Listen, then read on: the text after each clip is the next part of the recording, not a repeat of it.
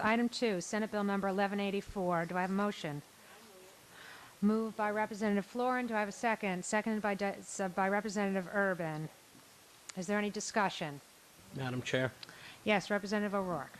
Thank you, Madam Chairman. First, let me say that I think this is an important bill to move up the presidential primary date here in the state of Connecticut that will help get more attention to the state of Connecticut, perhaps bring more presidential candidates here, and give our citizens an opportunity to become more engaged in what is the most important election in the United States of America, electing a president.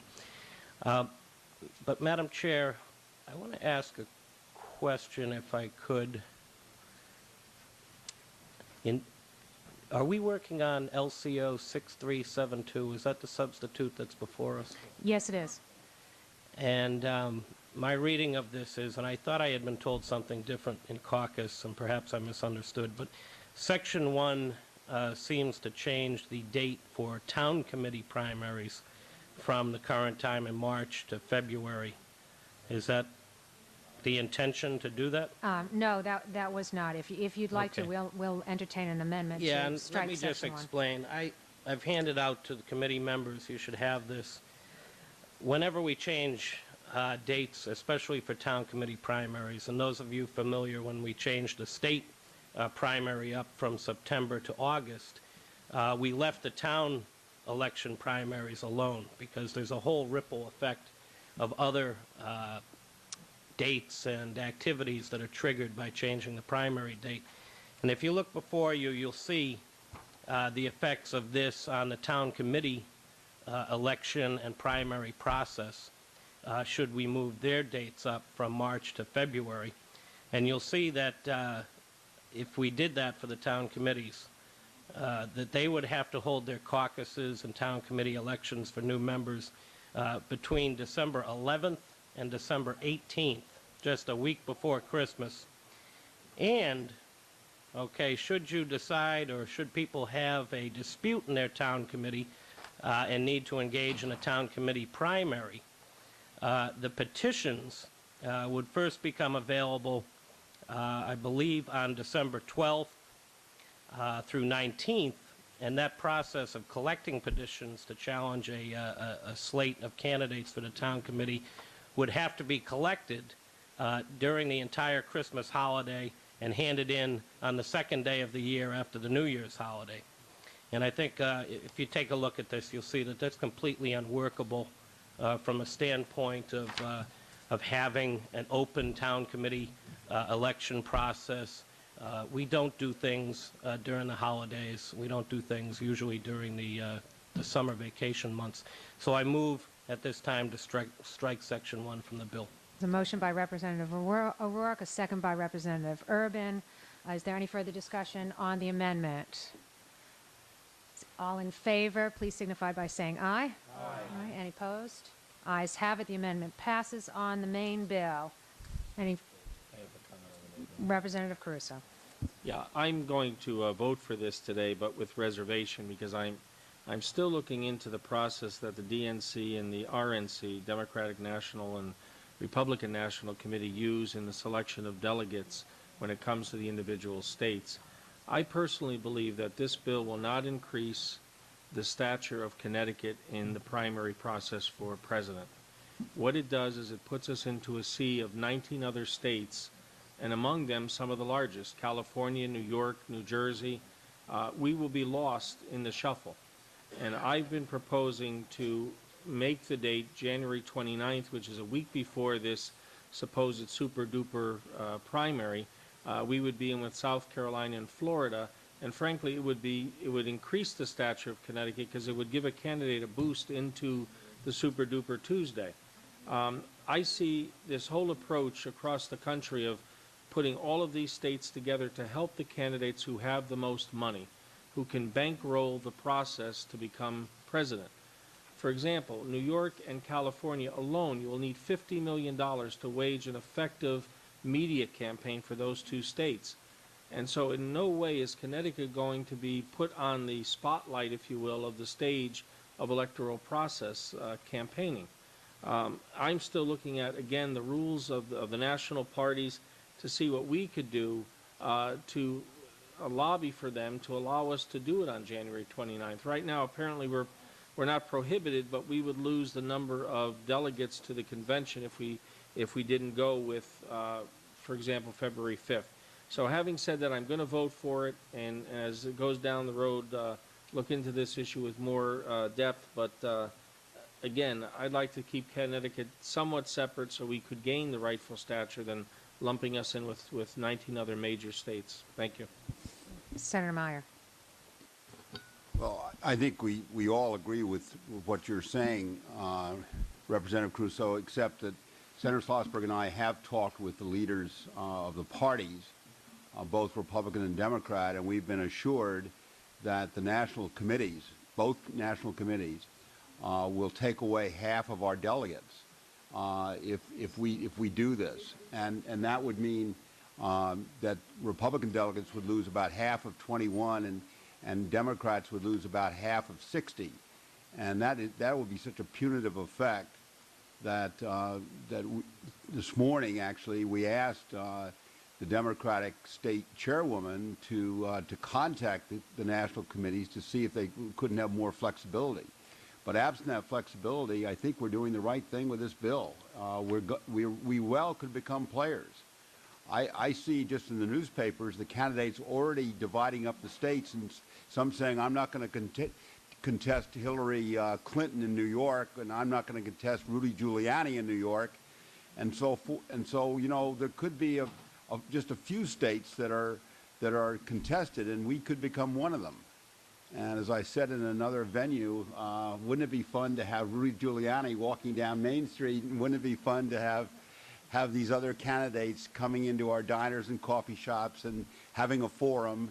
The leaders of the party are already talking about a major forum in Connecticut for the presidential candidates of the United States. Very exciting. Go Connecticut. Thank you for your remarks. Senator Meyer and I concur wholeheartedly.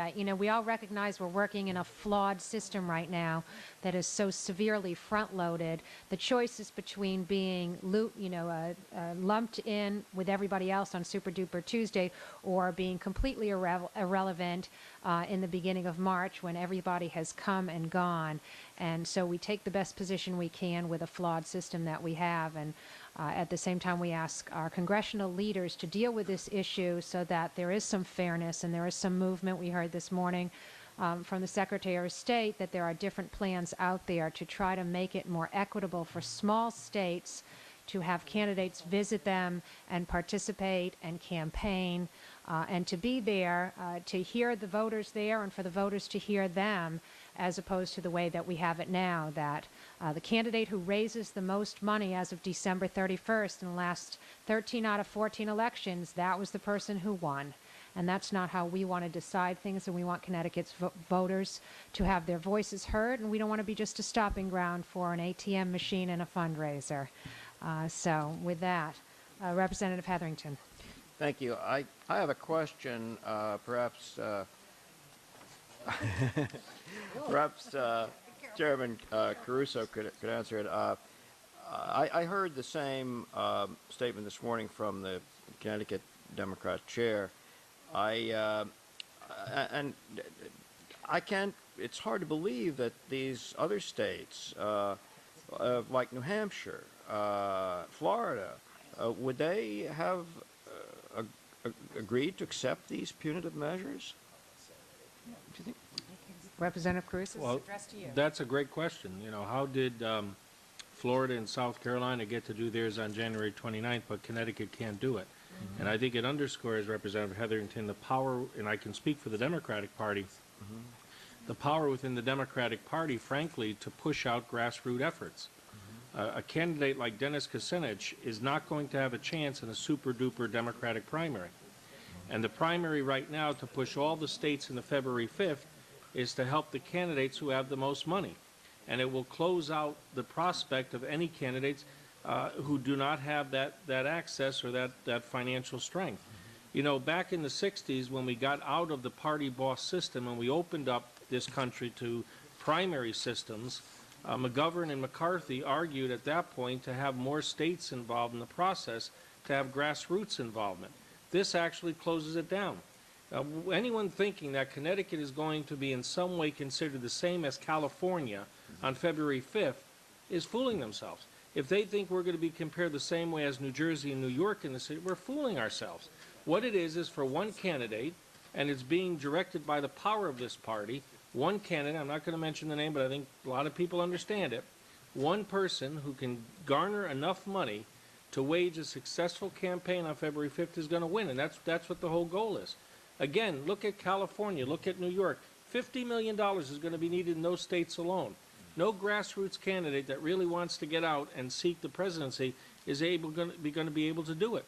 So to lump ourselves into a group of 20 people is wrong. And what we should be saying to our parties, our respective parties, is we don't agree with your ability to take away our delegate population at the convention. We should frankly be angry at that, and we should be fighting back. Instead of going along, we should be fighting like other states have done. But on January 29th, South Carolina and Florida is allowed to do it. They're not losing any of their delegate votes. We're going to lose ours if we don't go on January 29th. On February 5th. Thank you, Mr. Chairman. I'm going to support this bill, although I have some reservations.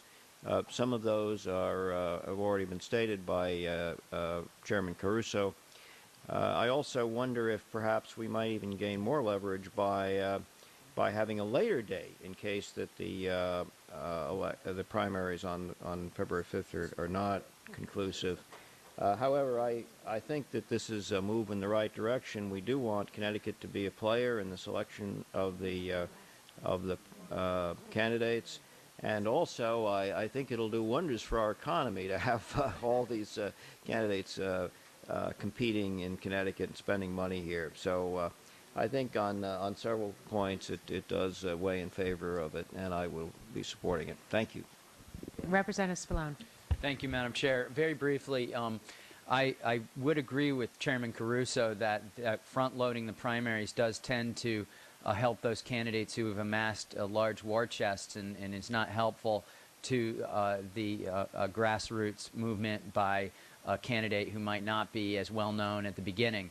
However, with respect to the DNC and RNC rules, if they hadn't stepped in and set that February 5th cutoff for most states, there would be this leapfrogging probably back into 2007 by states trying to get earlier and earlier. And what those rules did is they preserved Iowa and New Hampshire, who have traditionally served a pretty good vetting process for the candidates, and threw in South Carolina and maybe Nevada to try and spread things around a little bit. We need major reform in this area. If we're going to have regional primaries, the whole process should probably end a lot later to give us a chance to learn about these candidates, probably in June. But until Congress and the national parties understand what we're asking for and react, I think this is the best we can do right now, and I do support the bill. Well, thank you, Madam Chair. I do plan on supporting the bill, but I do believe the comments just made by Representative Spallone indicate some of my concerns. And also Representative Caruso, when he mentioned the cost that's entailed with all of this, the earlier we go, the more money that's being spent. I think in a way we sort of created a system that ultimately hurts rather than helps all candidates. Doesn't open it up but closes it down very quickly. And I would hope that maybe as a committee we could send some sort of strong message to both parties, making a request that everybody sit down at the table and take a very careful look at a process that would be fair to all candidates. When you start so early, and we're already into that election cycle, people are already gearing up, they're raising money. No matter when our primary is, it's not going to make a difference in the long run because the big states will always manage to slip ahead of us. And I just think at this stage, we need to go back and ask somebody to sit down and rethink this whole primary process system rather than opening it up and shutting it down. But I will support it because I think we have to have some say.